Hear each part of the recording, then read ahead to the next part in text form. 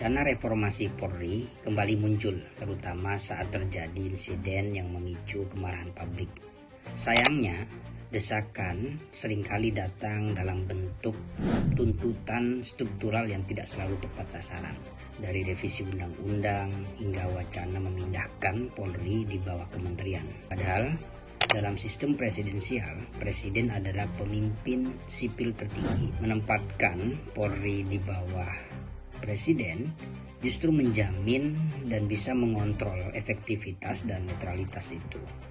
Sebaliknya, memindahkan ke kementerian bisa membuka ruang intervensi politik yang lebih dominan dan lebih besar.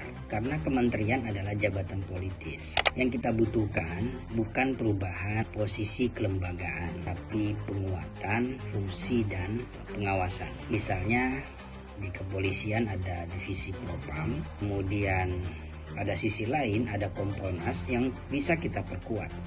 Sistem rekrutmen yang perlu dibenahi, pelatihan aparat diarahkan pada etika serta pelayanan publik yang cepat. Mungkin juga termasuk syarat seseorang menjadi kepolisian seperti strata 1. Itu semua bisa dilakukan tanpa mengubah tatanan struktur.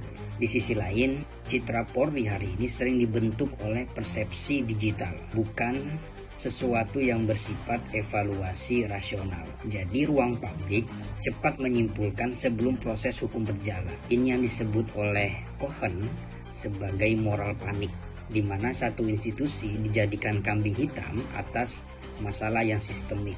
Misalnya kayak kemarin, akar masalahnya ada pada di DPR, kemudian Polri sebagai garda terdepan dalam institusi keamanan, menjaga orang-orang yang melakukan demonstrasi dan tuntutan berbagai macam aspirasi. Tetapi satu dan lain hal tidak terelakkan terjadi case error di lapangan hingga kematiannya Afan. Padahal menurut Lipset, kepercayaan publik terhadap institusi adalah fondasi demokrasi. Artinya ketika kita melemahkan Polri secara struktural bisa berdampak jauh pada legitimasi penegakan hukum secara keseluruhan.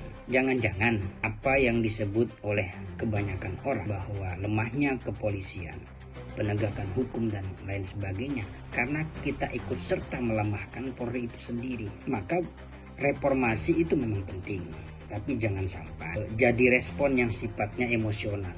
Sebab yang dibutuhkan adalah pembenahan menyeluruh, bukan yang sifatnya reposisi kelembagaan. Karena Polri bukan perlu dipindahkan, tetapi sesuatu yang harus diperkuat.